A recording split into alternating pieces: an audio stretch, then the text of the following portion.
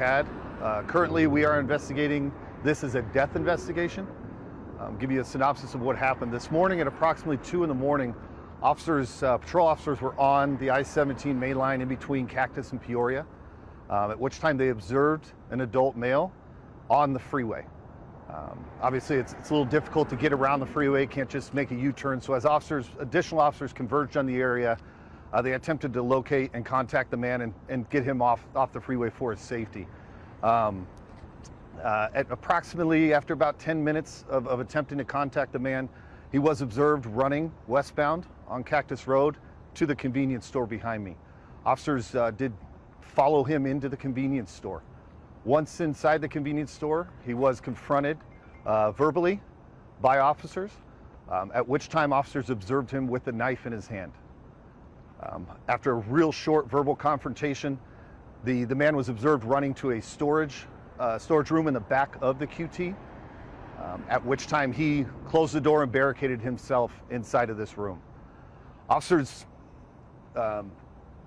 secured the area, got everybody out, customers and employees that might have been inside the QT at that time, got everybody out and proceeded with the barricade process that Phoenix PD has. At times this can be a lengthy process. It begins with patrol officers, negotiations, attempting to contact the individual and attempt to get an individual out safely. At a given point, our special assignments unit is called in to then take over that. This did happen in this case. One additional element that did occur during this incident is while officers were conducting the original phase of the barricade, a fire was started, presumably from inside the room. As far as the origin and nature of how that began, that's going to be part of the investigation. But a fire was started from inside the storage room. This engaged the fire suppression equipment that's inside the QT, and water became part of the equation, if you will, inside of the business. Our special assignments unit again arrived on scene, took over negotiations, and prepared a breach plan. This breach plan was put into effect at approximately a little bit before 5:30 this morning. When officers did, part of our special assignments unit did make entry, they did observe the man inside, began to render aid. He was unresponsive, and he was ended up being pronounced on scene as deceased. Again, this is a death investigation at this point.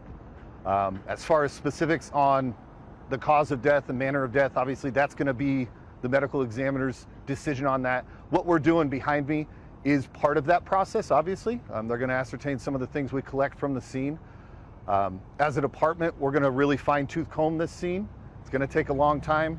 Any investigation that results in a death like this, obviously, we're going to take very seriously, and obviously our engagement in it is another factor. So it's going to be a pretty long time. There are many factors that took place while officers were present here that we're going to investigate fully.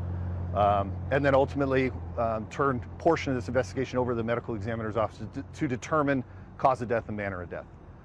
If you have any questions, again, I'll just say this is very preliminary. This is what I have.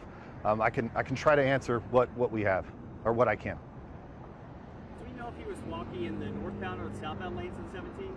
So he was observed in both northbound and southbound lanes. The original officer that observed him was traveling southbound. So I believe he was in the southbound lanes at that point. But again, as officers were circling the area, he was observed in both lanes, traveling both east and west across the freeway lanes.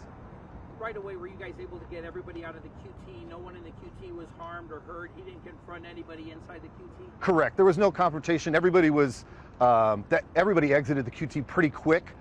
Some of the people inside the QT observed the man with the weapon. So obviously they're gonna leave quickly, and that, once he barricaded, that's primary responsibility for the officers, is to ensure the safety of those. Get any potential. We don't want confrontations in any way, shape, or form.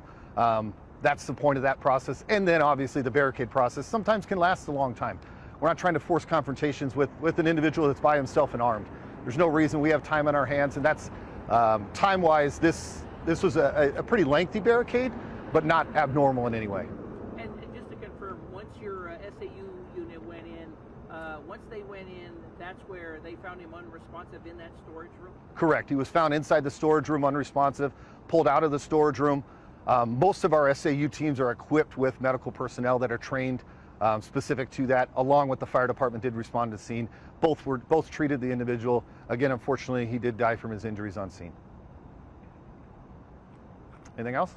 Approximate age or? I literally, any demographics we don't have right now. The second I get that, I will push out a media advisory with that update. I think that's probably the only thing I'll be able to update at this point. Okay. But once we get that, we'll be able to. Was this someone who was known to you? Does he have a record? Truly, right now, he is not identified. Okay. If I did have identifications, obviously we know the process of waiting on that. He's not identified right now. That'll be one of the first things our investigators do behind me is once that's approved, we'll go ahead and attempt to identify the individual and then go through that process that we need to do as part of the death investigation. From on the freeway, what time did that first initial contact, or when they saw him, what time was that? Yes. Until, and I know you guys went in right around 5:30. And then the second one is, how much water is there? A lot of damage in there? Obviously, the fire. So I'll answer the second one. Obviously, the fire suppression devices, the sprinklers, their water's going to cause damage. I don't believe, I haven't been inside specifically, but I don't believe it was centralized to only the area of the fire. A lot of times those are going to encompass the whole business. I imagine the damage is fairly severe.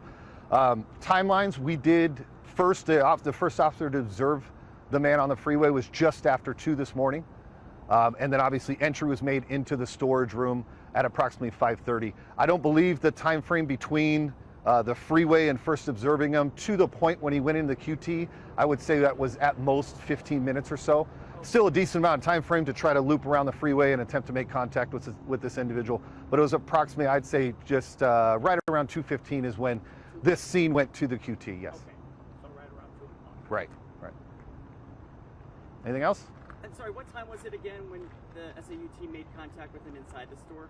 The contact inside the store was just before, or the breach of the door was just before 5:30. Okay. There was contact and verbal contact with the initial stages of the barricade process with officers, and then SAU came and took it over. I don't know the specific time that happened, but the actual contact with the man inside was at approximately 5:30. Okay. All right.